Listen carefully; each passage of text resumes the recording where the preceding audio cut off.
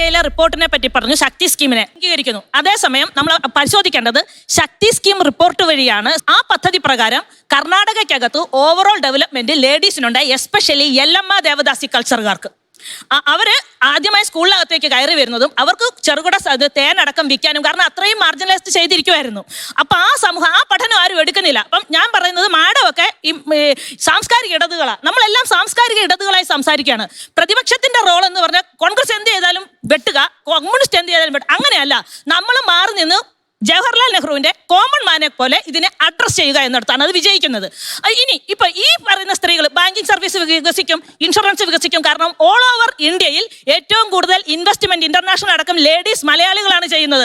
ആ മലയാളി ലേഡീസിന്റെ സിവിക് സെൻസിനെ കളിയാക്കുന്ന തരത്തിലുള്ള പ്രവർത്തനം മഹിളാ മോർച്ച ചെയ്തപ്പോഴും നിങ്ങൾ ഇരുന്നവരാണ്. അപ്പൊ നിങ്ങൾ ലേഡീസിന്റെ ആ പഠനം കൂടി, ലേഡീസിന്റെ എംപവർമെന്റിന്, മനുഷ്യവിഭവമാക്കുന്നതിന്, ഒരു ലേഡിയെ മനുഷ്യവിഭവമാക്കുന്നതിന് ഉപയോഗിക്കണമെന്നാണ് പറയുന്നത്.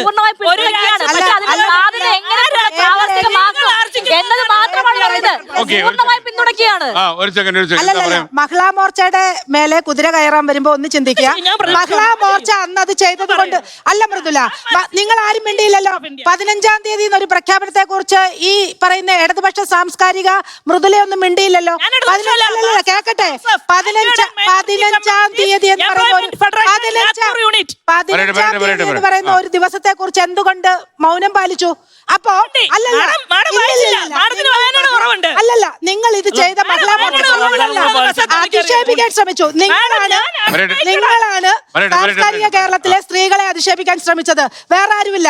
ഞങ്ങൾ അത് ചെയ്തത് കൊണ്ട് ഈ മുഖ്യമന്ത്രി വന്നപ്പോൾ അദ്ദേഹം 3 കാര്യങ്ങൾ പറഞ്ഞതിൽ ഒന്ന് സൗജന്യ യാത്ര പ്രഖ്യാപിച്ചു എന്ന് വിശ്വസിക്കുന്നവരാ ഞങ്ങള്. അല്ലാതെ കേൾക്ക് അല്ല മൃദുല, ഒന്നുമല്ല. നിങ്ങൾ ഇങ്ങനെ എല്ലാ കാര്യത്തിലും മഹിളാ മോർച്ചയും BJP-യും കുതിര കയറിയിട്ട് കാര്യമില്ല. ഞങ്ങൾ റിയാലിറ്റീസ് പറയും, ഫാക്ട് പറയും. അത് മനസ്സിലാക്കുന്ന ആളുകളും ഇവിടെ ഉണ്ട്. സ്ത്രീകളുടെ സപ്പോർട്ട് ഞങ്ങൾക്കുണ്ട്. മന്ത്രിസഭയുടെ വികസനം നടപ്പിലാക്കാൻ പോകുന്നവരെ നമ്മൾ സംഗീതം തന്നെ വിളിക്കും. എന്താ ഒന്നുമില്ല, എന്താ മനസ്സിലായില്ല, ഞാൻ കേട്ടില്ല. അല്ല മൃദുല, അല്ല എന്താ പറഞ്ഞെന്ന് മനസ്സിലായില്ല. അതെ, ഈ വലിയ പഠനം നടത്തുന്ന ഈ വലിയ സ്ത്രീ ശക്തി സംവരണത്തെ കുറിച്ചും സ്ത്രീ ശാക്തീകരണത്തെ കുറിച്ചും പഠനം നടത്തുന്ന മൃദുലയ്ക്ക് ഞാൻ കണക്ക് തരാം. കേന്ദ്ര ഗവൺമെന്റ് കീഴിലുള്ള എല്ലാ മന്ത്രാലയത്തിന്റെയും കീഴിൽ സ്ത്രീ ശാക്തീകരണത്തിന് വേണ്ടി വന്നിരിക്കുന്ന പദ്ധതികൾ ഉൾപ്പെടെ കേരളത്തിൽ ഉൾപ്പെടെ എത്ര സ്ത്രീകൾക്ക് അതിന്റെ ഗുണം കിട്ടിയിട്ടുണ്ടെന്ന് ഗുണഭോക്താക്കളുടെ ലിസ്റ്റ് ഞാൻ മൃദുലയുടെ മുന്നിൽ തരാം.